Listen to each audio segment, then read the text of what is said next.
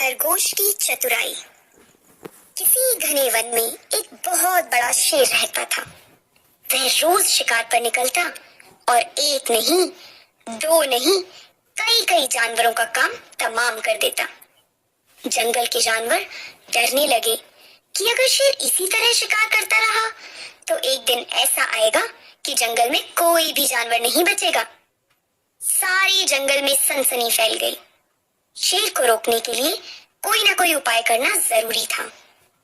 एक दिन जंगल के सारे जानवर इकट्ठा हुए और इस प्रश्न पर विचार करने लगे। अंत में उन्होंने तय किया कि वे सब शेर के पास जाकर उससे इस बारे में बात करें। दूसरे दिन जानवरों का एक दल शेर के पास पहुंचा।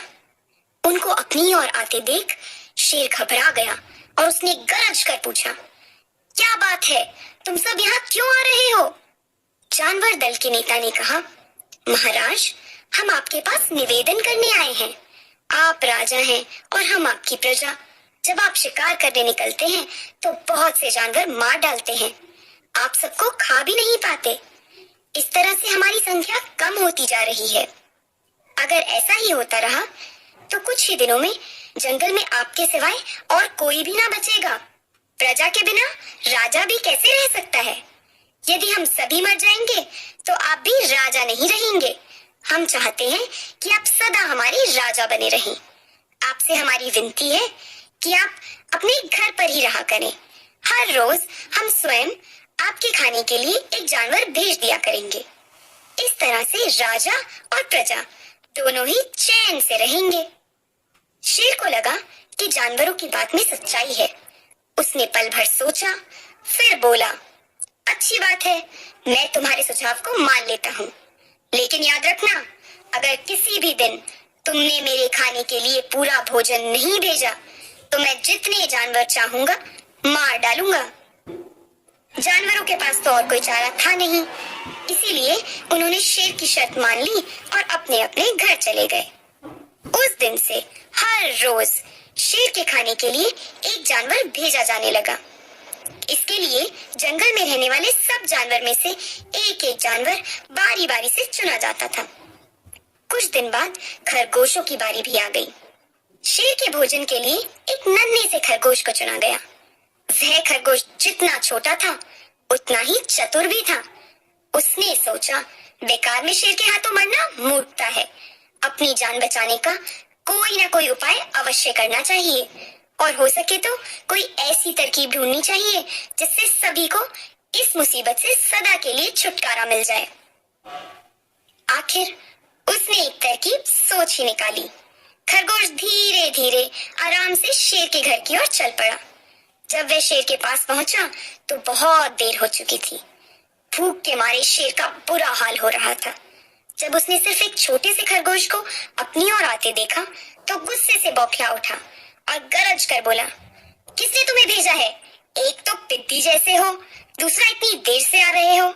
जिन बेवकूफों ने तुम्हें भेजा है मैं उन सबको ठीक करूंगा। एक एक का काम तमाम न किया तो मेरा नाम भी शेर नहीं।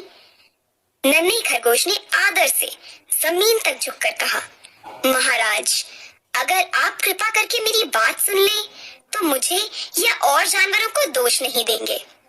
वे तो जानते थे कि एक छोटा सा खरगोश आपके भोजन के लिए पूरा नहीं पड़ेगा, इसीलिए उन्होंने 6 खरगोश भेजे थे। लेकिन रास्ते में हमें एक और शेर मिल गया। उसने 5 खरगोशों को मारकर खा लिया। यह सुनते ही शेर दहाड़ कर बोला, क्या कहा? दूसरा शेर? कौन है वह? तुमने उसे कहाँ देखा?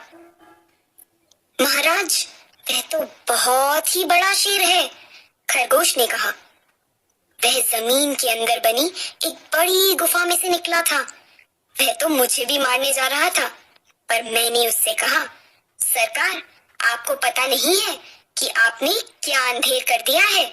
हम सब अपने महाराज के भोजन के लिए जा रहे थे, लेकिन आपने उनका सारा खाना खा लिया है। हमारे महाराज ऐसी बातें सहन नहीं करेंगे। वे जरूर ही यहाँ आकर आपको मार डालेंगे। इस पर उसने पूछा, कौन है तुम्हारे राजा? मैंने जवाब दिया, हमारा राजा जंगल का सबसे सबसे बड़ा शेर है। महाराज, मेरे ऐसा कहते ही वह गुस्से से लाल पीला होकर बोला, बेवकूफ, इस जंगल का राजा सिर्फ मैं हूँ। यहाँ सब जानवर मेरी प्रजा हैं। मैं उनके साथ जैसा चाहूँ वैसा कर सकता हूँ। जिस मूर्ख को तुम अपना राजा कहते हो, उस चोर को मेरे सामने हाजिर करो। मैं उसे बताऊंगा कि असली राजा कौन है। महाराज, इतना कहकर उस शेर ने आपको लिवाने के लिए मुझे यहाँ भेज दिया। खरगोश की बात सुनकर शेर को बड़ा गुस्सा आया और वह बार बार गरजने लगा। उसकी भयानक गरज से सारा जंगल दहलने लगा। मुझे फौरन उस मूर्ख का पता बताओ, शेर ने दहाड़ कर कहा।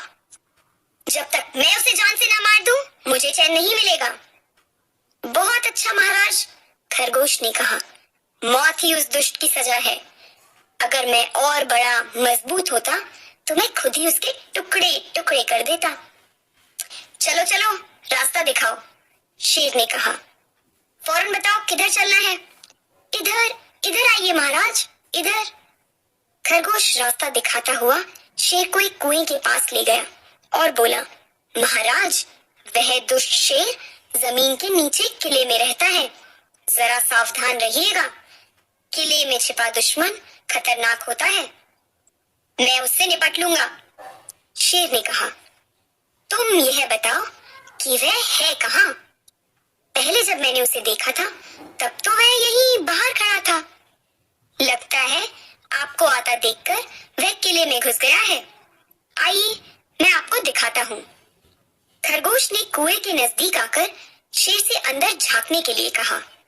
शेर ने कुएं के अंदर झांका तो उसे कुएं के पानी में अपनी ही परछाई दिखाई दी। परछाई को देखकर शेर जोर से दहाड़ा। कुएं के अंदर से आती हुई अपने ही दहाड़ने की गूंज सुनकर उसने समझा कि दूसरा शेर भी दहाड़ रहा है। दुश्मन को तुरंत मार डालने के इरादे से वह फौरन कुएं में कूद पड़ा। कूदते ही पहले तो वह कुएं की दीवार से टकराया, फिर धड़ाम से पानी में गिरा और डूबकर मर गया। इस तरह चतुराई से शेर की छुट्टी करके नन्हा खरगोश घर लौटा। उसने जंगल के जानवरों को शेर के मारे जाने की कहानी सुनाई। दुश्मन के मारे जाने की खबर से सारे जंगल में खुशी फैल गई। जंगल के सभी जानवर खरगोश की जय जयकार करने लगे। खरगोश की चतुराई।